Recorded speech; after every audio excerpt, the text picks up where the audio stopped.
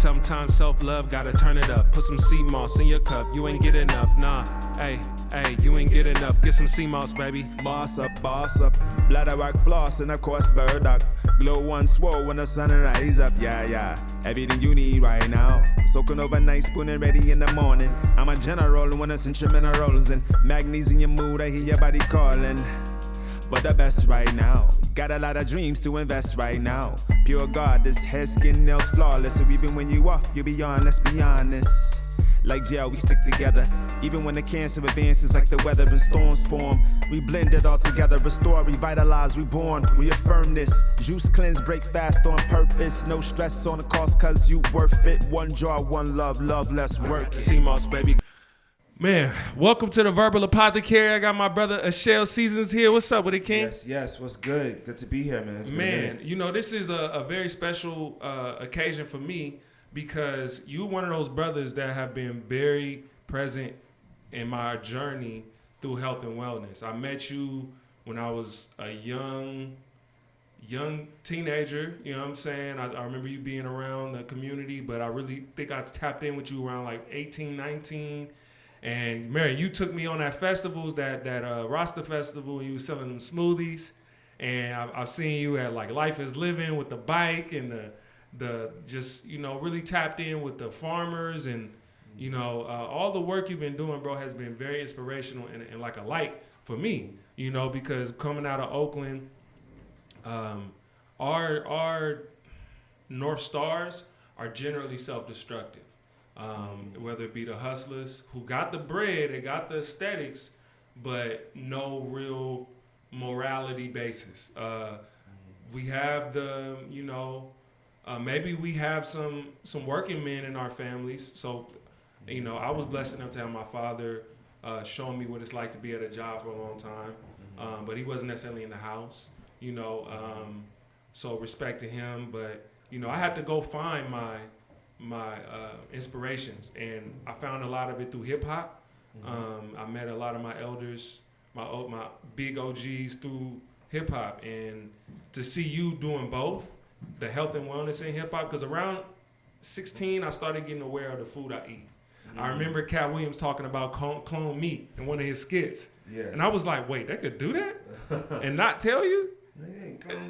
What? And so I was.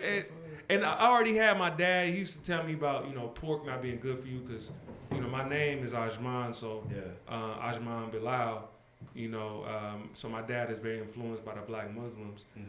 So, you know, that eating to live was a concept that my dad was trying to put into me, you know, but as I got older and started going my own path, I'm like, nah, forget all the meats, you know what I'm saying? And forget all the dairy, you know, and I started learning about Dr. Sebi and Dr. Africa. So as I was beginning that transition, you was there, brother, and you was showing me just another, how deep it could go. And you still showing me that, bro. You still doing the work. You working with homeless people. You working really with the people, you know what I'm saying? But you still holding a certain level of culture everywhere you go. And so it's just a dope thing to have you here on my platform right now, Verbal Apothecary. We bring you the herbals and the verbals. Herbals and the verbals. See, you feel me? Hip hop. Keeping it real hip hop, that 10th element of hip hop, yes. which you also had a hand in. Yeah. So we're gonna start with that because I want you to know, like, that concept to me that's where it's at. That hit my heart. You know what I'm saying? Which is why I formed Verbal Apothecary. It's like I want to merge those two, and I want the healers to be as cool as the rappers. Yeah, yo, you put it dope. Yeah. I mean, big ups to, you know, Melly Mel, KRS-One, you know, Keith Tucker, who, you know, from Hip Hop is Green, who's the founder of Hip Hop is Green. I'm on the board of that, and we did a bunch of work in the East Coast, in Harlem. Same day Prince did. I mean, we did this conference in Harlem. We fed some kids in Harlem, like maybe 200 kids got a plant-based meal. And then we started with Stickman, Cyrock. We were rapping at the school, performing. And then we came back, we got, you know, Jadakiss, Styles P, all these people. We exchanged essentially like Hip Hop is Green trophies for them being representative of the 10th element of hip hop. And all these folks said that, yeah, we needed a shift in hip hop. We needed a shift in the culture. There was too many people dying from diabetes, complications, obesity, too much pill popping, too much of that in the culture. We need to clean up. It's time to clean it up. So folks came together. We need to ratify the 10th element hip hop. Folks signed off on it. I was grateful enough and honored enough to be there, be a part of that with some, Supernova Slum, which his mom is infamous for doing a lot of healing. Heal Thyself, one of her books she wrote. So it's a lot of people in the culture came together around the 10th element hip hop, and I'm glad we brought it, nationally, internationally.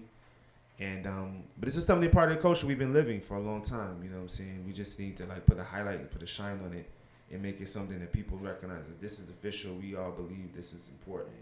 Mm-hmm. Yeah. Right. Like Jay-Z said, we don't believe you. You need more people. You know what I'm saying? Like, we living in a world of social validation. Yes. You know what I'm saying? And so to see TikTok come and boost up the conspiracy theories, the alternative health methods, and just people going deep and putting their thoughts and their research out there. And so you got the amateurs, and then you got the folks who've been doing all that work. And I feel like we are really seeing the effects of the age of the Aquarius. You know what I'm saying? Like that instantaneous information, things that were once uncovered. I mean, we seeing every other week something about UFOs, and you know what I'm saying? Or now they call them UAPs. You know what I'm saying? They gotta switch up the keywords. You know what I'm saying? But now we're having conversations of reality shifting information, like the Billy Carsons and the Terrence Howards, speaking on things that have been spoken on but covered up for a long time. I mean, we've had forces like the Catholic Church, forces like the government not wanting certain information to come out because it threatens the power of those in power. You know what I'm saying? Yeah. So since I say all that to say, because these are the forces that we're dealing with. We're dealing with big pharma. We're dealing with big media. All of these forces that want to co-opt the absolute, co-opt the pure, the hip hop. Hip hop has been co-opted. Would you agree? Yeah, I mean, anything can be monetized. Folks want to use energy and transfer it into where they want it to go. So basically, that's just the arts like that. Since that time of the ratification of the 10th element of hip hop, what has been your progress report of hip hop?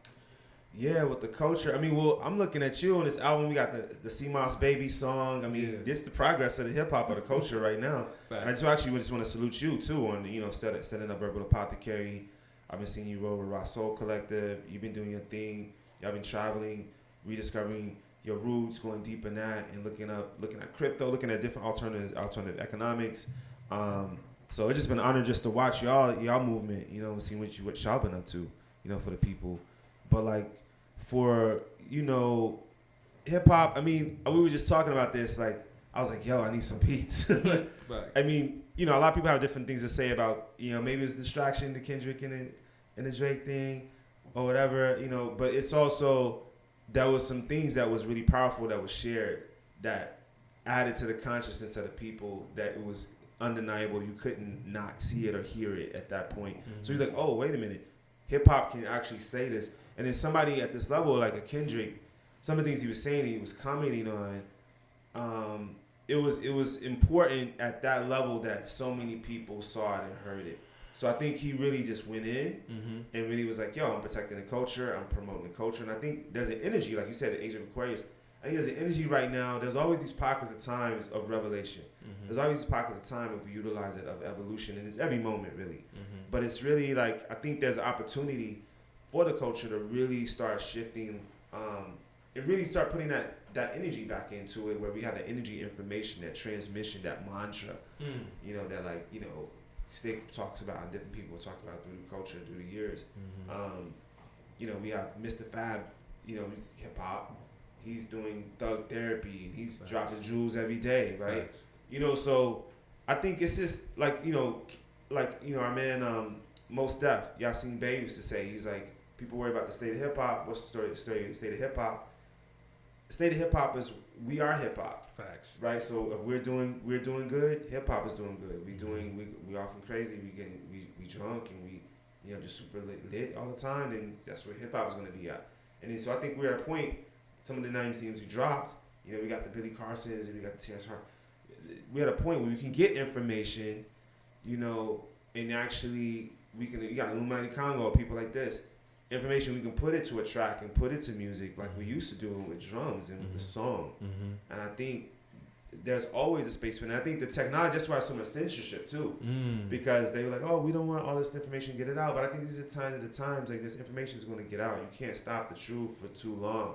Like it's like the sun, the moon, and the truth. It's only certain things that you can only stop. You can't. It's always going to shine again. Yeah. Right. So I think they're kind of tripping about that, and they're trying to figure out ways to like normal. But I think what's important is that folks are staying with it, and they're utilizing the technology, utilizing platforms like this, and actually trusting and working with the ancestors to actually deliver. Even if it's like, oh, I'm not doing it for like all this, I'm doing it for the culture. There is a return on that. And I think one thing we need to redefine is wealth itself. Like, what is currency? What is energy? So, because sometimes people don't do things because they're like, well, I can't sell it. I'm not making dough off it. They may be thinking a certain way, or they may not speak out about certain things that need to be spoken out about because they feel like they may get their pay cut. And I think that type of fear has been instilled too, and that sort of limits people's free forming their own destiny, and that's the destiny of the culture. So I appreciate hip hop, where it's headed, and I'm excited for both responses to see where people take it. The folks who like, you know what, I'm not gonna do the battle rap, I'm gonna do a J. Cole rap, I'm gonna do that route, and I'm gonna have my piece. And folks who like, you know what, I'm gonna murk this cat, and I'm gonna go in, I'm gonna drop facts and drop knowledge. I can see that happening. I think people are really interested in health more so in general, especially post-COVID too. And I think it's going to find its way to the culture because the culture just reflects that. The art is always just going to reflect where the people is at. Let me just do a check on the camera real quick. 1 sec. Sometimes. Okay, we still good.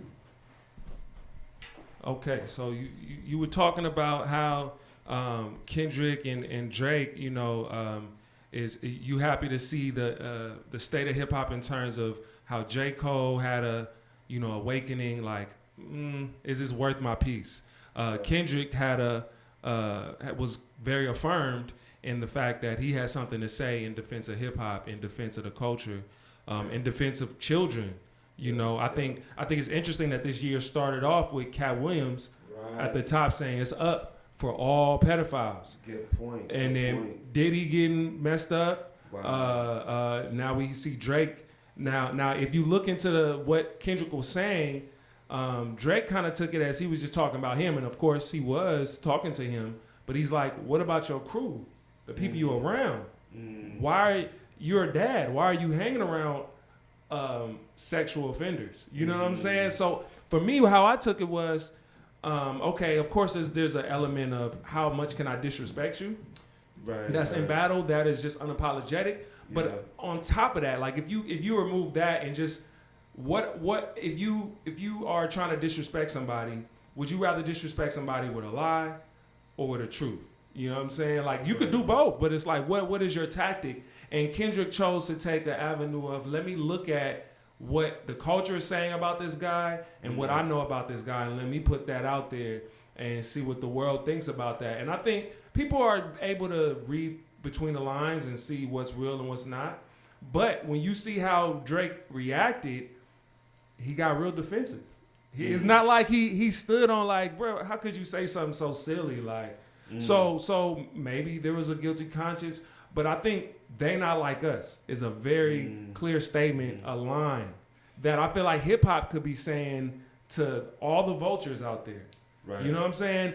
Like now Drake, right? I don't want to gang up on Drake because I ain't gonna lie, I'm a Drake fan to a degree. The brother, I do, even with his ghostwriters, I think he could rap. I mean, I was following him when he was rapping with Lil Brother and Ninth Wonder and shit. Like, don't you have a man? Like, he was going in. Like, I felt, Drake's talented. He had the voice, everything. But why are these people not liking you?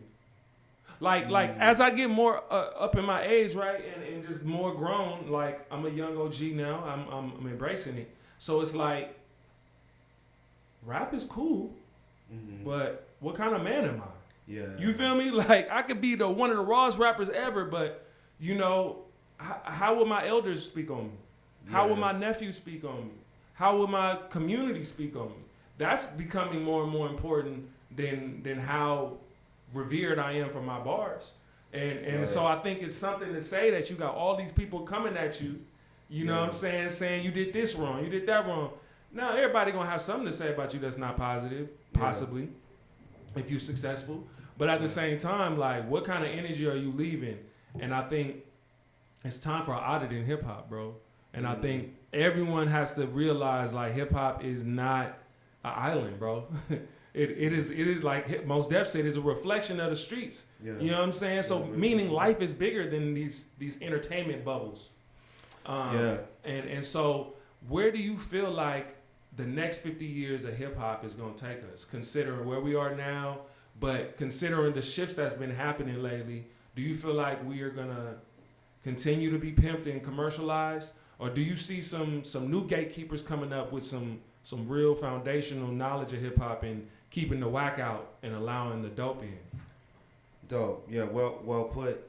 You know, I was really listening, even before the Kendrick and Drake thing. I remember Mos Def Yasin Bey was commenting, actually praying about and crying, actually, in his prayer about what was happening in Palestine and in Philistine. And I saw him and I was like, wow, he's dropping bars. This is hip hop. He's hip hop. And he was really praying about that. And he was like, yeah, I like Drake. He had a comment about Drake. He's like, yeah, I like Drake, but he really, how can you have a platform and he's not really talking about this and that. And he said it really politely, gently, and beautifully. He almost didn't even want to address it. Yeah, the interviewer was like, why are you making me go there? Yeah. You saw it too. So, and I just thought it was so graceful. I was like, that's dope. He's actually right. And I think as things shift in the world, it's going to be more stark, right? Like, if there's more exploitation in the Congo and that movement gets more announced worldwide and people start to put pressure on these technology companies and these, these car making companies, etc. And then we even check our own stuff around, like, hey, like, isn't there alternatives to this? Like, how can we do things without actually exploiting kids? Like, the culture is going to reflect that more. So I think, we have to give our hats off to the people who are, and that's why I do both, because hip hop is a PSA, it's a public service announcement. And I'm really about, like, well, what's really going to move the needle for the people? Like, I have, like, Black Panthers in my family. But I also have preachers in my family. I also have pimps in my family too. So we got the 3 Ps. We got all that going on. I'm from Chicago originally, but like you said, what I stood on was like my pops was like, okay, what kind of person was your character? And we had the capacity through our voice, through our education, through our, we have a health. How are we taking care of the people? And I think there's going to be situations with the climate, environment, economics. We're really on the brink of a third world war, really, in some ways. So I think it's just going to overshadow. It's going to look silly to be making a bunch of songs about the club or about whatever in the context of people suffering directly. For any artist that has a conscience. I mean, we heard the guy Macklemore did a comment on a song about, and I'm like, yeah, like, it was dope, it was cool. And I'm like, but yo, people were really thirsty for that. And I was like, wow. You really speaking on when he spoke on the alphabet movement? No, Macklemore did a track about Palestine. Oh, I hadn't heard that. Oh, okay, yeah. And everybody's like, yo, a lot of people, David D, people in the culture was like, yo, finally somebody said something. And but I was like, it's cool, but it was, I remember this period, there was like 4 or 5 people would have said really strong songs, about different social issues in general. And what I look at though, in terms of things around that too, though, is like, okay, I have a pen in the pack too, because I could spend a lot of energy. I'm not like a DJ Academics or something like that. I'm not the one to critique the movement, critique the culture as much as like recognize myself as a culture. And then I'm like, okay, well, let me make that song. So now I'm like, oh, I got to make a song about the Congo, because that's what I'm thinking about that a lot. Mm-hmm. And then I got to put that out in the culture, versus getting into like what people are doing to make money or the gimmicks or things that happen with the culture, because I am the coach. So I sort of took responsibility, and I'm like, okay, I am that. And then if it's not getting out enough, I'm like, okay, well, what I got to do more better promotions? How do I got to get my stuff? So I start there first, and then I track energy. You magnetize situations like that. Yeah, just by taking the energy in. I think that's a lot of that too in the culture. It's a lot of like, it's people make their careers off of commenting on what people are saying or not saying or not doing in general, right? In the culture, outside of culture, just in general. And that's cool, you know, people can do that. But I think what's important is to look at like, well, what's our own purpose, right? And how can we actually like, you know, edify that with our craft and our skills and keep that tight enough to be like a sharper, create a sharper image of the future we want to see as artists, right? Banging the art within the world, right? So yeah, that's sort of where I'm coming at that from. That's deep, man. The earth is crying right now, and there's a lot of talk about climate justice. There's some believers, non-believers, but right, because you know you think about like the pole switching, or are we? It's a lot of factors. Yeah, it's a lot of factors. The sun solar flares about to be more powerful. The northern lights are moving, so it's a lot of things. How can hip hop play a part in the? There's a great divide in our knowledge base as a people. Yeah. Between there's a technological divide, there's an economical divide, there's a knowledge divide when it comes to health and wellness. Yeah. As we talk about the 10th element of hip hop, but like, how can we, or what do you see could be some solutions for hip hop to start being more knowledgeable in these things? Like, do you feel like there's a space for hip hop to become what it was once before, in terms of like how Chuck D, you know, was teaching the people, KRS One had people changing their diets and really shifting the culture with all of these powerful influences that want us distracted? Do you see that element of hip hop, that potency of hip hop returning soon? Yeah, I mean, I think it's here too. I think there's always polarities. It's like part of the natural, like you mentioned, there's different divides, different perspectives on different things. I think there is an energy of revelation, because I think there is a frequency, there is a purification. According to a lot of elders and different like sort of indigenous practices and awarenesses about where we are in the timeline of humanity on this earth and the evolution that we're going through, there's some growing pains, and in the growing pains there's a level of transparency. There's a diagnosis.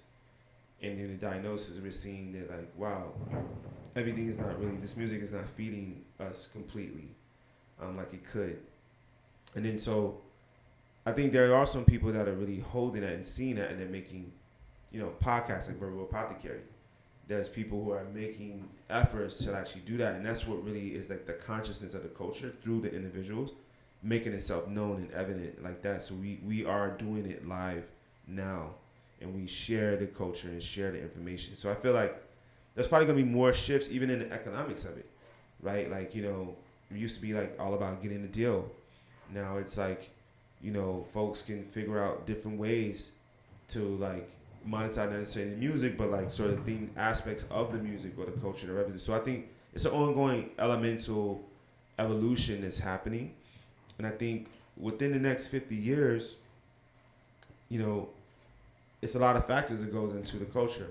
Like what people, I remember I took them out in our class, and I remember seeing the difference in just even the technology of what people, the technological impact even on how people did their art. When the advent of the car came, and there was the car, then Cubism came.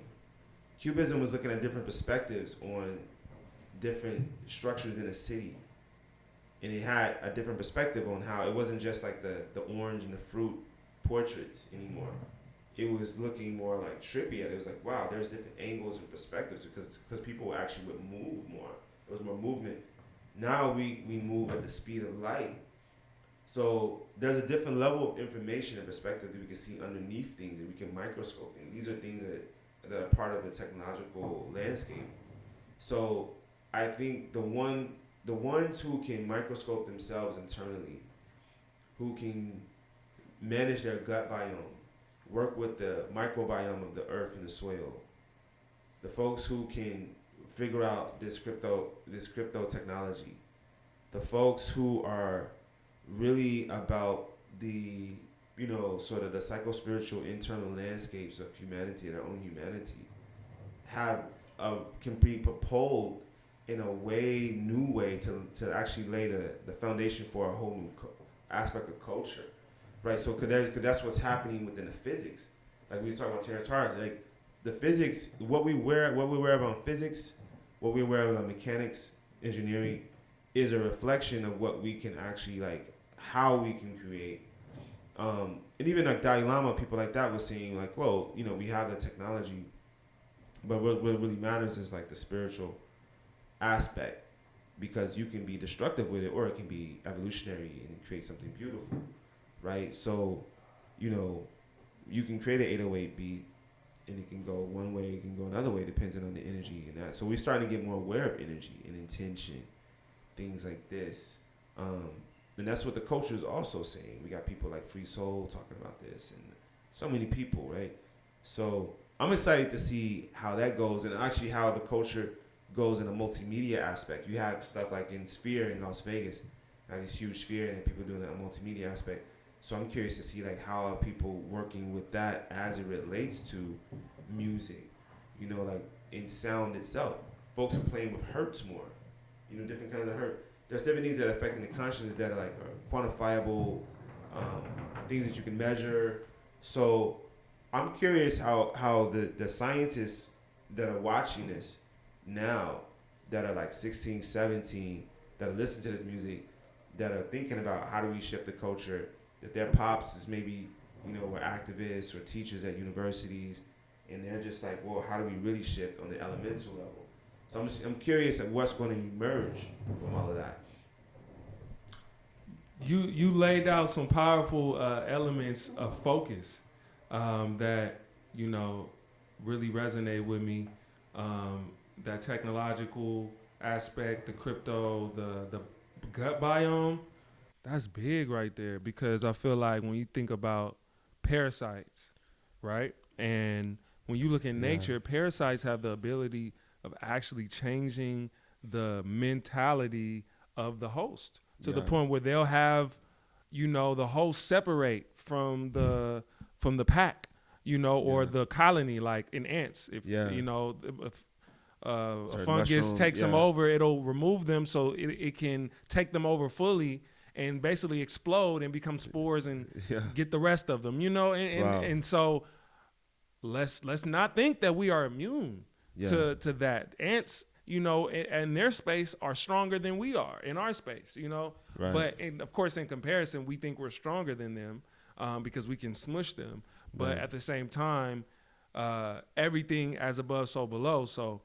we have parasites that are microscopic that make us crave sugar, make us, think we're hungry when we're not, So what else can they make us do, Now we have this nanotechnology, and now we have Neuralink. So these technologies are now, these vessels, which are the viruses and the parasites, can also be quite available for someone who knows how to hack them to control us. So I say all that to say, like, we have so many things on the horizon that are on that balance of, if the energy is more conniving and the overarching energy of the overall society is deceptive, then those technologies will be destructive. And I think we are entering into a place where technology is equalizing, meaning the availability to these high-end technologies are available to the masses. I mean, AI is a game changer.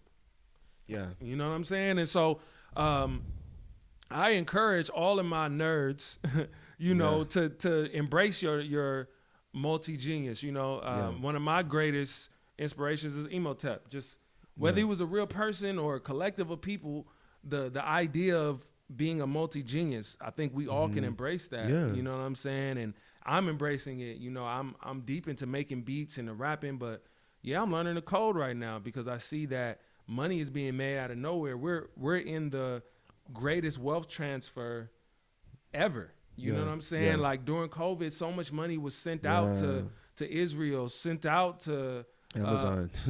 what's the other, Ukraine, Yeah. and all these other places. But it's like, wait, hold up, we going through it right here. You know what I'm saying? Where is this money going? You know what I'm saying? Meanwhile, you know, while we're struggling, technology is making the gap between the poor and the rich even wider. So I think these areas that you mentioned, that gut biome and the technology, have more in common than folks may realize.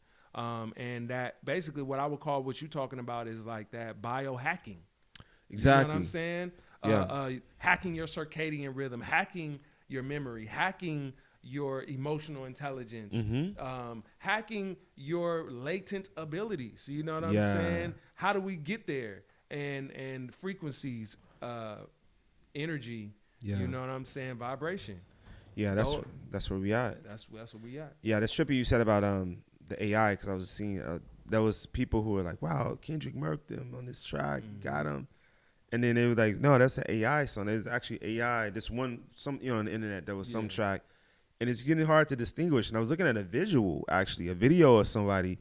And I was like, yo, that's crazy. That person, it looks like, that person. But then I looked and I'm like, wait a minute. The mouth was a little, I wasn't really looking. You can't really tell almost. It's scary. It's trippy. Yeah.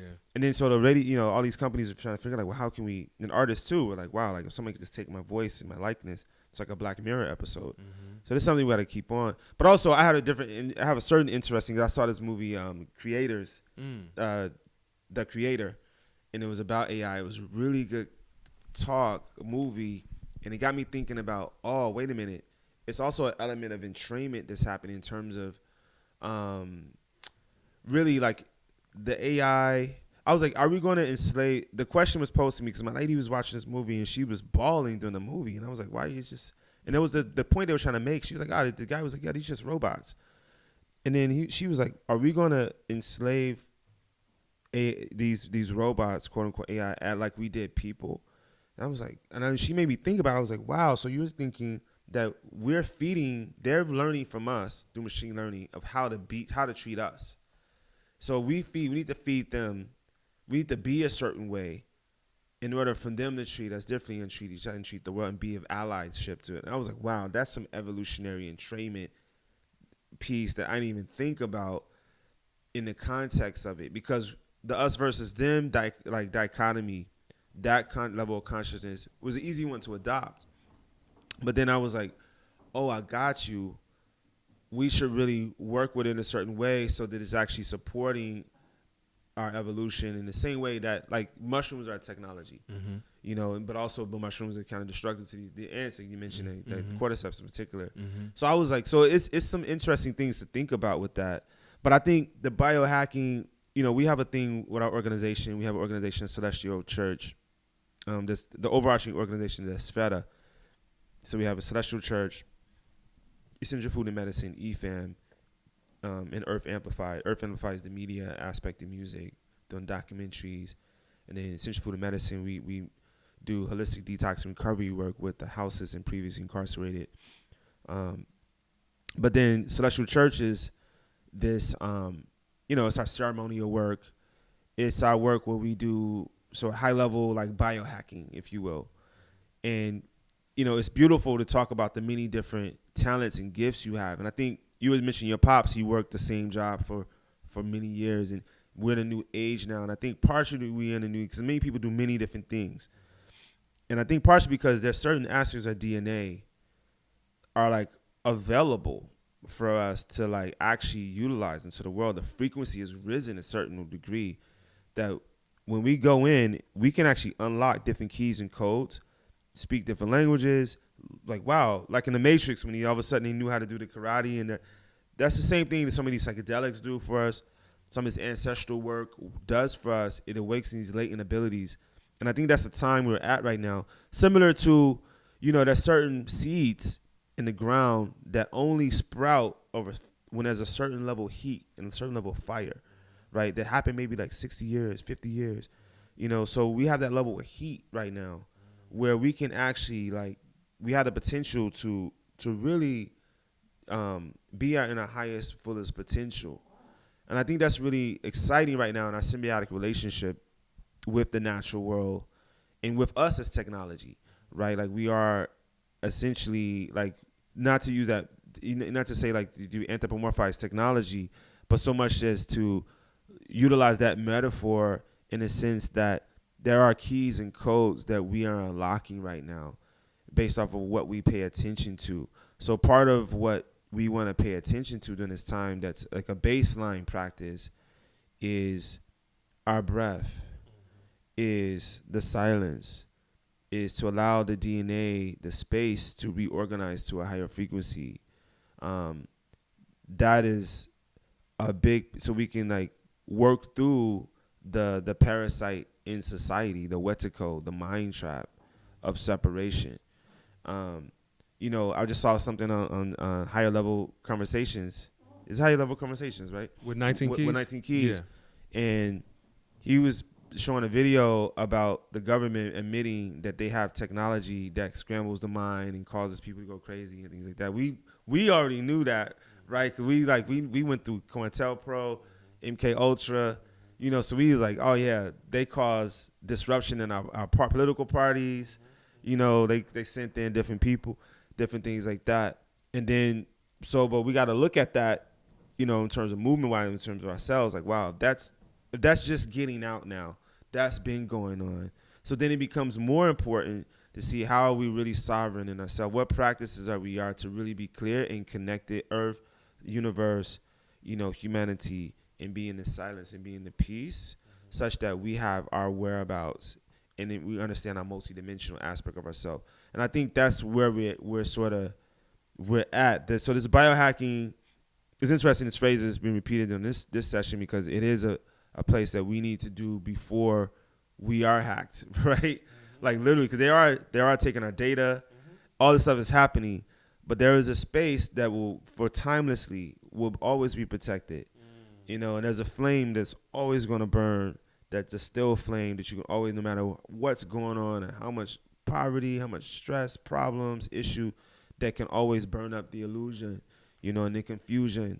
And I think all these hard parts, and Paramahansa Yogananda speaks about this too. He's like, the trials and tribulations we go through are all for the awakening. So we have a thing with elemental activism as part of Celestial Church called Trauma, Tantra, and Activism. And really we got for the next 5 months, starting in July, we have a day-long series. Work with activists, everyone, but it's work with our guy Samir. He's an Indian Tantra teacher.